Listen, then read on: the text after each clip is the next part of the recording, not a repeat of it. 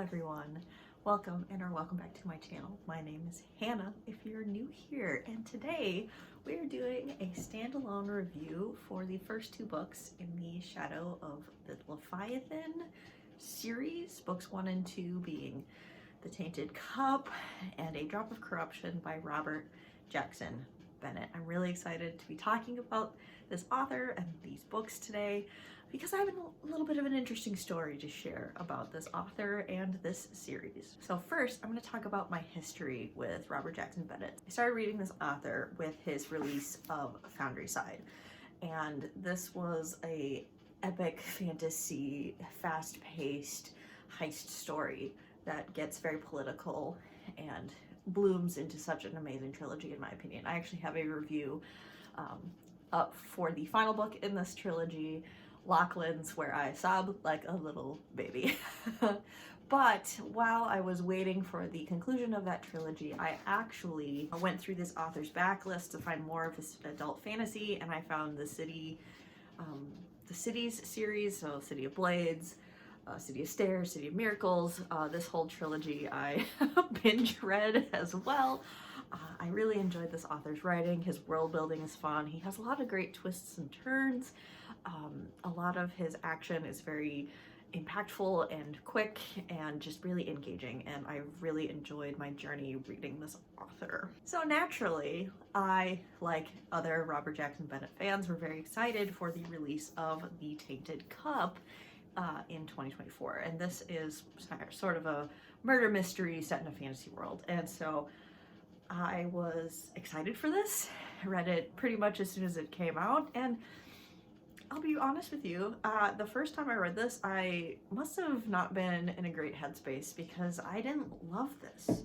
Everyone was raving about it and still raves about it, and I was like, I don't get it. I can't see the fantasy world. I can't see the fantasy elements. I don't know what I was on, but the reason I'm doing this review today is because I actually reread this in anticipation and in preparation for reading A Drop of Corruption, and I loved my reread of this story. So as sort of a correction to my previous opinion about this story and about this work, I am doing a standalone review. I'm going to be talking about the first book in this series and then what I thought about the sequel. So if you've never heard of The Tainted Cup before, we are in an empire that is always on the constant verge of collapse, essentially, because they are constantly under threat of these giant leviathans that come out of the ocean and attack the people, the cities. And they actually, the people of this land use the Leviathan blood to do basically genetic modifications, and they also use it in their technology. And so this whole vibe of this fantasy world is like steampunk, but make it plant and fungal based instead of like steam. That's kind of the vibe we're getting. And in this story, we are actually getting the point of view of Din. Dinius Cole is our protagonist, and he is our point of view, first person of this story. And think of him like Watson of Sherlock Holmes and Watson.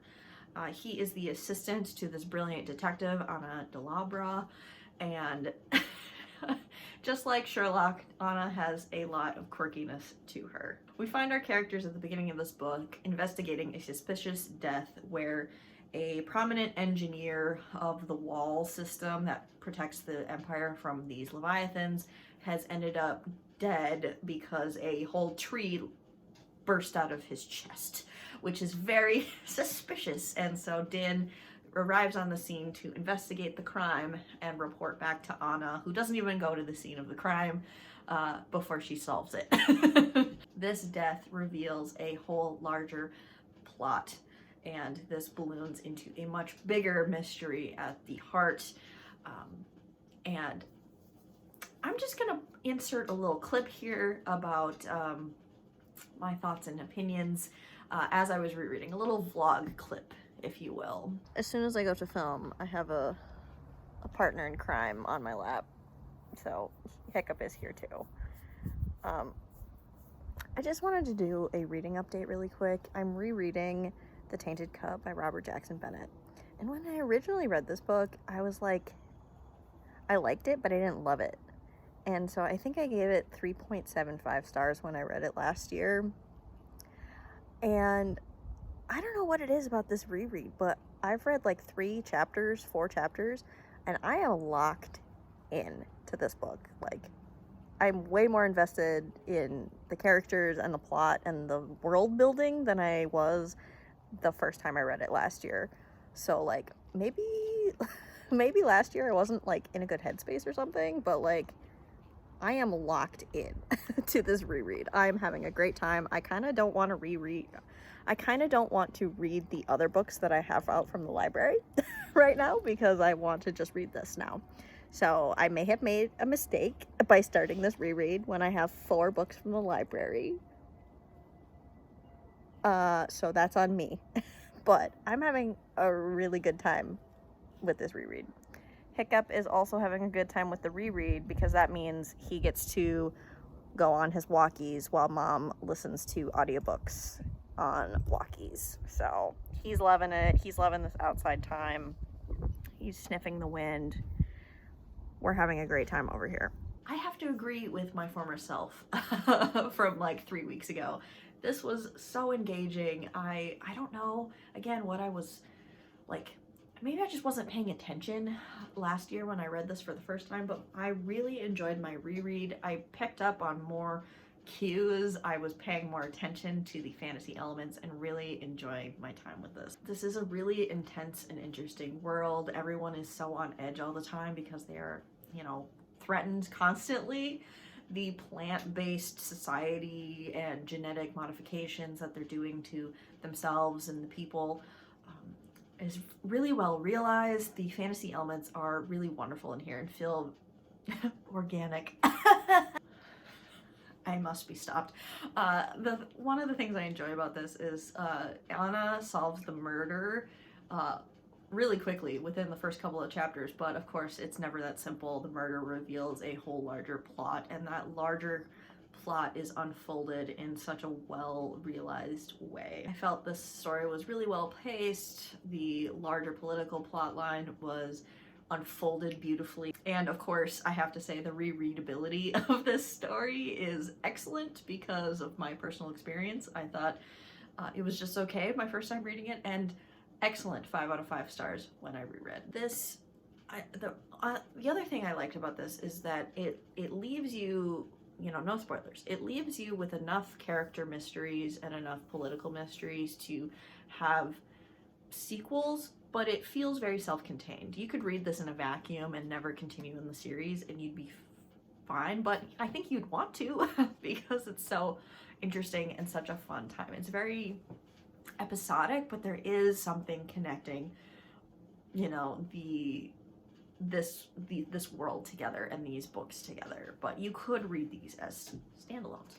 I would recommend reading them in order, but you could read them as insular stories. I'll say I've read a lot of Robert Jackson Bennett's fantasy, and this feels different from his other work. At the same time, it also feels like him. I don't really know exactly how to put that into words, but like Foundry Side and that whole trilogy feels very much like, almost like a movie. It's very plot forward, very intense. The Cities series feels a little bit more political and maybe a little bit more slow paced, but still has a couple of those twists and turns. And I feel like this is the Tainted Cup, the Shadow of the Leviathan series balances all of those things really well. So it feels like he took the best parts of his writing and smushed them together to get the Tainted Cup. At least that's what I think. I give this one 5 stars. Upon reread, I should say, and I really highly recommend this series. I'm another person shouting about how awesome this book is. I didn't really talk about triggers or rep in this review, so forgive me for that, but obviously death, murder, you know, those types of triggers. This is pretty, like, I wouldn't say cozy because people do die and whatnot, but it's I would say maybe light on the triggers, but I would check those out from Storygraph if you're concerned. As far as rep, I would say Anna is very autistic coded, She also, like, she gets overstimulated. She has to wear a blindfold, so she doesn't, like, get overstimulated. And then Din has dyslexia and is also a bisexual. There's lots of queer characters. This is a very queer normative society. So I just wanted to insert that in here as well. Let's talk A Drop of Corruption, the sequel. So some time has passed between books 1 and 2, and I'm going to be talking as non-spoiler as possible in this review.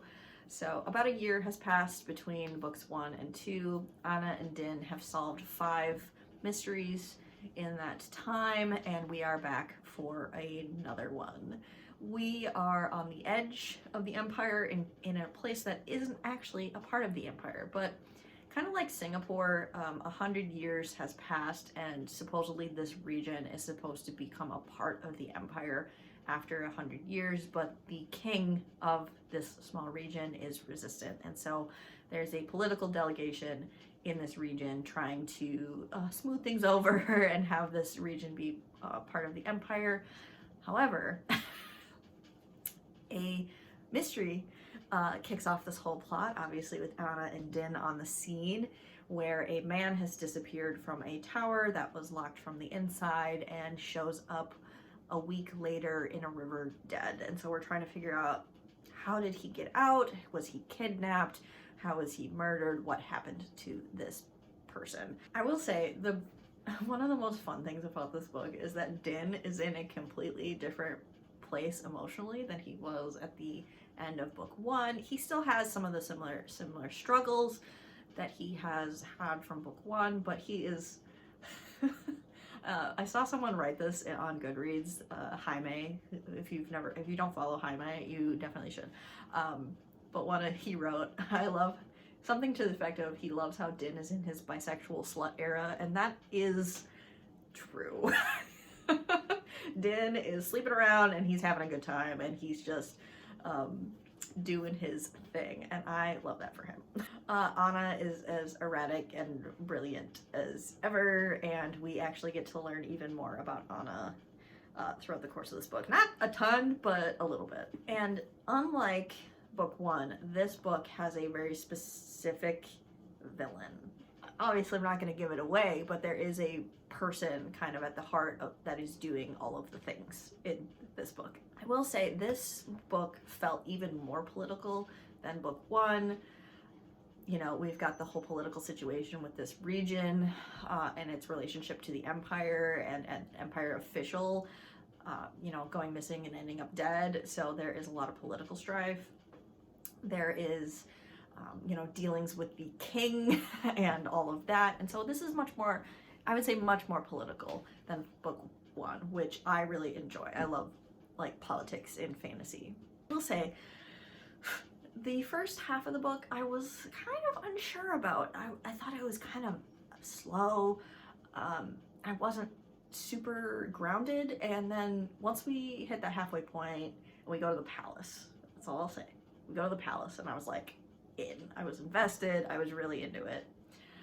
But I think this might be another instance of, like, if I were to reread A Drop of Corruption, I wonder if I would be bored or ungrounded in that first half, or if I would, like, pick up on things. Another interesting thing about book 2 is that the mystery is more complicated, in my opinion, much more dynamic, and genuinely I was worried about our main characters.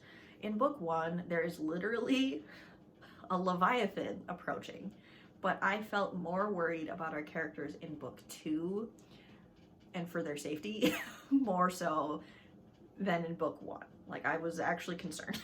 Another thing I enjoy about both of these books is that even after the final reveal of whodunit and why, there are even more reveals, which I thought were great. I didn't see a ton of that coming. I mean, there were a couple hints throughout that I should have seen, but I was just along for the ride and I didn't really pay attention and was pleasantly surprised by all of the reveals. I think this book has great twists and turns, high action, great politics, continuation with the excellent world building, and a whole lot of fun. And I gave Drop of Corruption 4.5 stars. I really, really enjoy this series and highly recommend The Tainted Cup, and A Drop of Corruption. Those are my thoughts on The Tainted Cup and A Drop of Corruption. Have you read this series? Have you read book 1 or book 2? I would love to know all your thoughts and opinions in the comments down below. Please, thank you so much for watching, and I will see you in another video of mine very soon.